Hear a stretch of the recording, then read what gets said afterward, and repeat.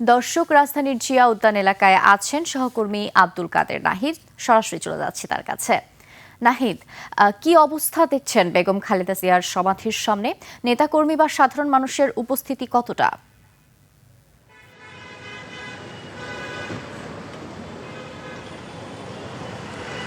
জি নির্জনা, সাধারণ মানুষ সকাল থেকেই আসতে শুরু করেছে এবং আপসহীন নেত্রীর কবর জিয়ারতের উদ্দেশ্যেই অনেকেই বাড়ি থেকে এসেছিলেন, কিন্তু তারা জানেন না যে এখানে নিরাপত্তাজনিত কারণে এই রাস্তা দিয়ে সেখানে প্রবেশ করতে দেওয়া হচ্ছে না আপাতত।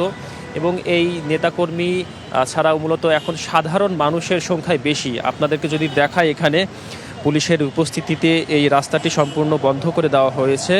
কোনো ধরনের সাধারণের চলাচল সম্পূর্ণ নিষেধ। এবং এখন সকাল থেকেই যে সাধারণ নেতাকর্মীরা আসছেন, তারা বলছেন যে তারা চেয়েছিলেন হয়তো খালেদা জিয়া এবং শহীদ প্রেসিডেন্ট জিয়াউর রহমানের কবরটি জিয়ারত করবেন, এবং এই উদ্দেশ্যে আসার পরে তারা এখানে যখন দেখতে পেলেন যে এখানে বন্ধ করে দেওয়া হয়েছে, তখন এই ব্যারিকেডের সামনে থেকেই মূলত তারা দাঁড়িয়ে এখানে দোয়া মোনাজাত করেন। এবং এখান থেকে তারা অনেকে দোয়া মোনাজাতের করে এবং এখান থেকে তারা এই জায়গাটিতে কিছুক্ষণ অবস্থান করে মূলত এখান থেকে তারা বিদায় নিয়ে চলে যান। এবং দিনের আলো বাড়ার সাথে সাথে আমরা দেখতে পাচ্ছি যে এখানে মূলত মানুষজনদের আগমন বাড়ছে এবং বিএনপির বিভিন্ন সহযোগী সংগঠন, অঙ্গ সংগঠনের বিভিন্ন ব্যানার আমরা কিন্তু দেখতে পাচ্ছি। এবং আগের তুলনায় আইন শৃঙ্খলা বাহিনীর উপস্থিতি এখানে বাড়ানো হয়েছে এবং কর্তব্যরত পুলিশ কর্মকর্তা যারা এখানে আছেন তারা বলেছে তাদেরকে নির্দেশনা দেওয়া হয়েছে এবং পরবর্তী নির্দেশনা না দেওয়া পর্যন্ত এটি এখানে বন্ধ রাখা হবে। এবং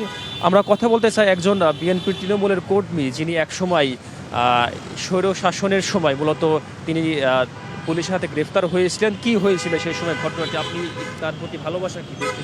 আসলে বিএনপির প্রতি ভালোবাসা একদম ছোটবেলা থেকেই, তো বিএনপিকে আসলে মনে প্রাণ থেকেই ভালোবাসি। বিশেষ করে জিয়াউর রহমান, আমরা তো তাকে ওইভাবে দেখি নাই, তো যখন ম্যাডাম খালেদা জিয়াকে দেখলাম, আমার সৌভাগ্য হয়েছে কয়েকবার দেখার মতো জনসভাতে, এবং জিয়াউর রহমানের বিভিন্ন মিলাদের সময় দেখার সুযোগ হয়েছে। তো ওই থেকেই ম্যাডাম খালেদা জিয়াকে অনেক ভালো লাগতো, ভালোবাসতাম। কেন নিলে আপসীন নেত্রী।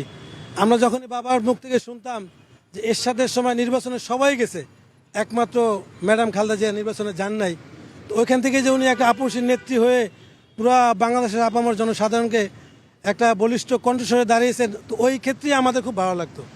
ধন্যবাদ। যেই সাধারণ মানুষ থেকে শুরু করে তৃণমূলের নেতাকর্মী যারা আছেন, সবার মুখেই যেই কথাটি শোনা যাচ্ছে বেশি, সেটি হচ্ছে আপসহীন নেত্রী।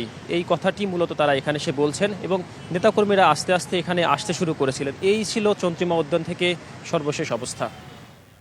আব্দুল কাদের নাহিদ, আপনাকে অসংখ্য ধন্যবাদ।